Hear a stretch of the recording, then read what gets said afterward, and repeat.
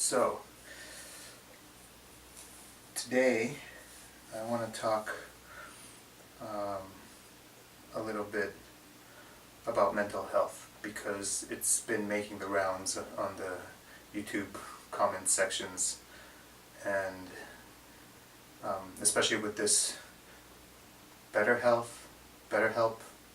something like this, online website, which I found out about, that many people are referring to, others too, for good mental health. So, first of all, it's important to take a step back and just think about health in general. The way we think about health is very basic and limited. We almost think of it like it's a health bar in a video game or something, and there's oh, I'm in bad health, oh, I'm in good health, look at these metrics, oh, cholesterol, there's a number, 280, oh, that's really bad. Pulse, it's a number, this is a good pulse, this is a bad pulse. Calories, the calorie intake versus, it's like we're lazy, and this is a separate video as to why we've started viewing health this way, but it's almost like we're lazy and we're just give me a number and a category, and I just want to know, am I healthy or am I unhealthy? But that's not what health is about.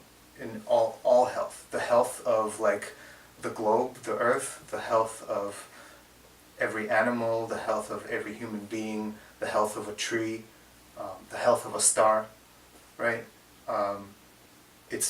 Health is like a state, and it's a holistic state, and this state has many components, and it's very unique, right?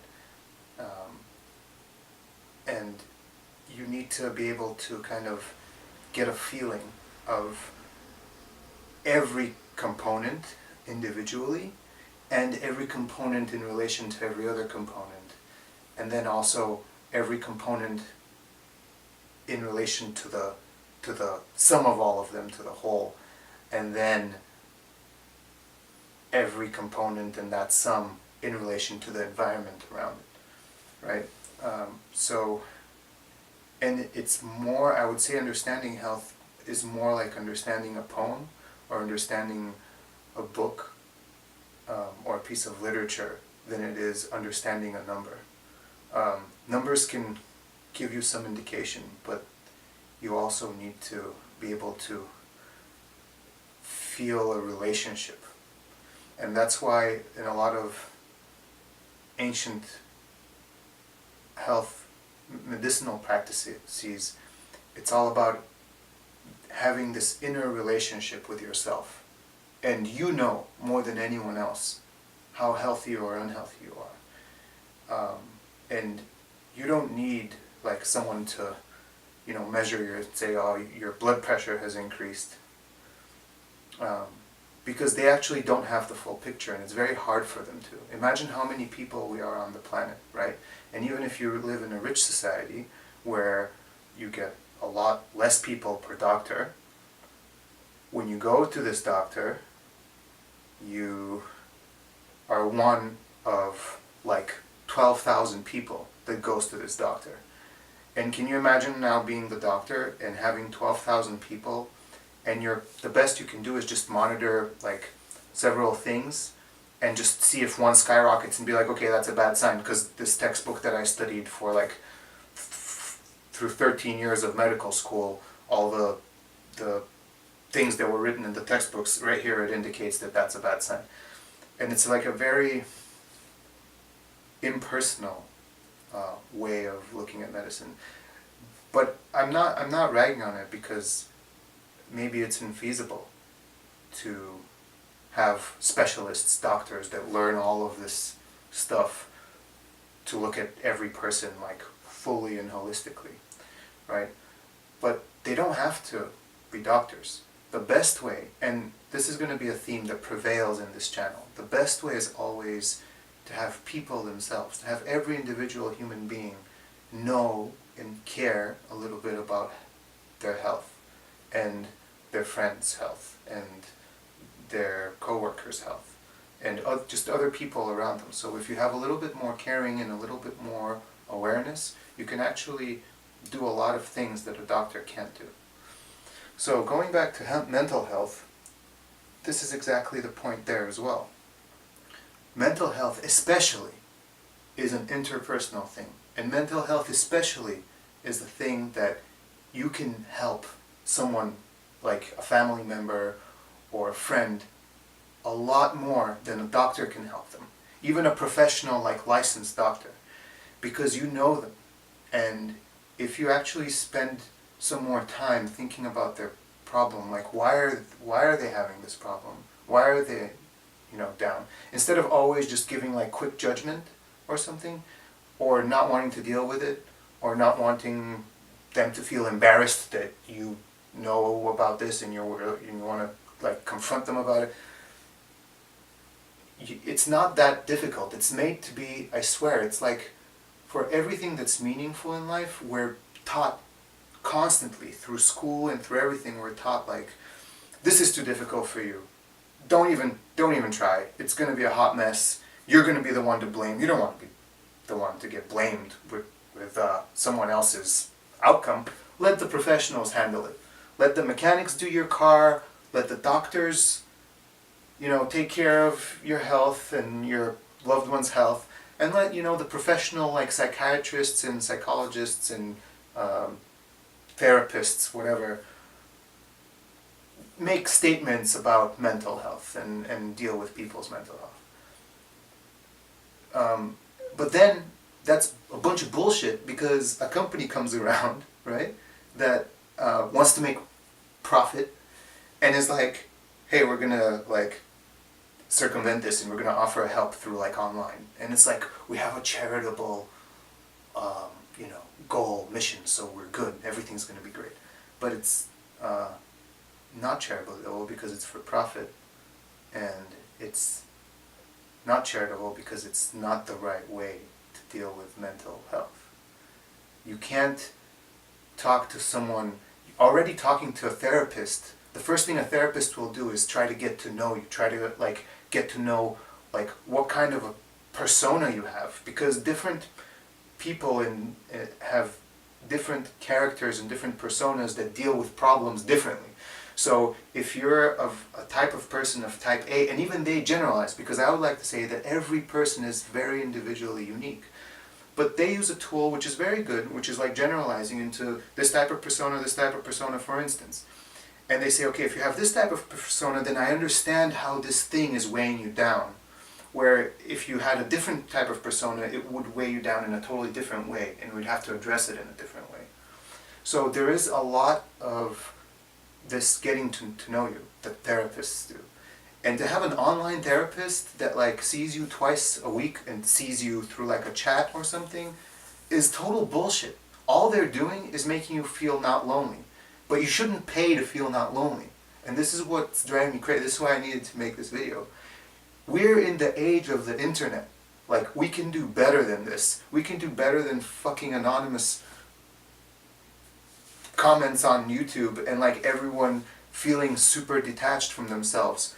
It's so easy to communicate nowadays, but it's not, because if you look at Facebook, and that's one of my biggest gripes with them, and I'm going to do a whole video on Facebook, they have had so many years of massive cash flow to do research and development, to make new features, and what have they done? They figured out how to put ads on Messenger, and they split Messenger from Facebook, and random things like this to like dominate more of the market and keep people on their apps more. They could have made everyone's on Facebook, so many people are on Facebook. They could have made interpersonal communication so much better. They could have made a whole like explore section where you could explore different people that you don't know and make friends online. There's none of that. And Facebook has been the same thing since like 2004 when I joined. It's been like a stupid feed that now is much better at giving you targeted ads, and it's been like your profile, which turned into this wall thing. Anyway, it baffles me that in this age we don't have enough tools of being connected, truly. And but I would say a lot of it is also falls on us, and it's our fault, because you need to seek that, and you need to seek personal communication. And like that's for instance why I'm making this channel, so I can reach out to people.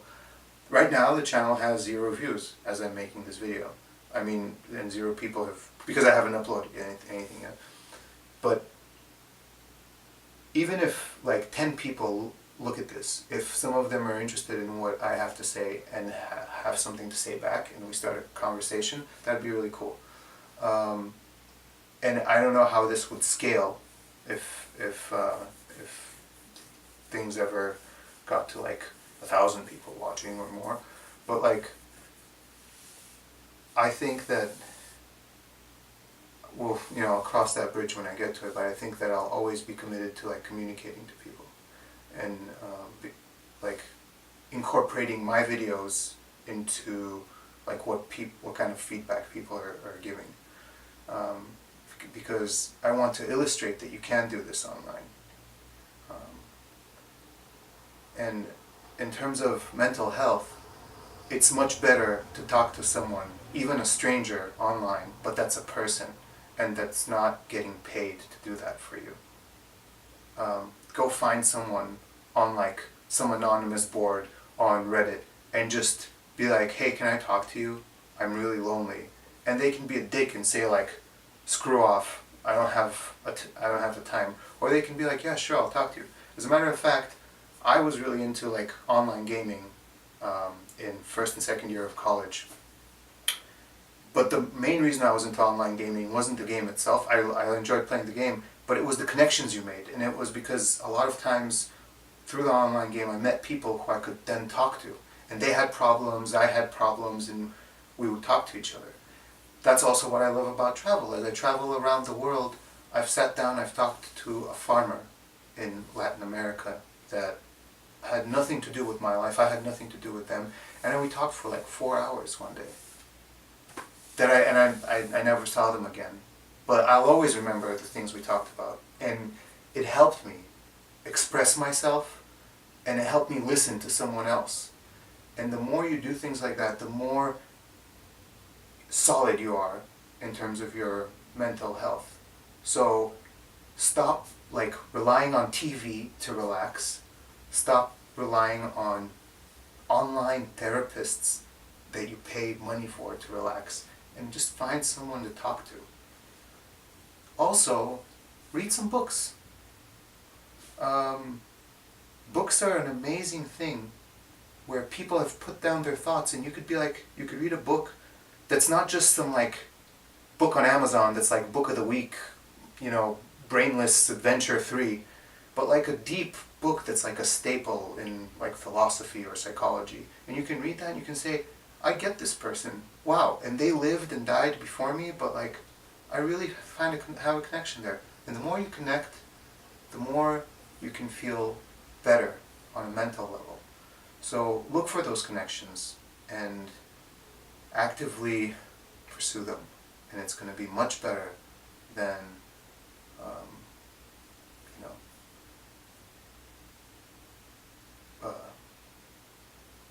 the alternative, which is staying isolated and with your own thoughts. Also look for criticism. Look for realness. As soon as you talk to someone and they're being fake, and you feel like they're saying stuff that you want to hear, that's not meaningful conversation. So I hope this video was a nice discussion on mental health, and I'll see you guys next time. Peace.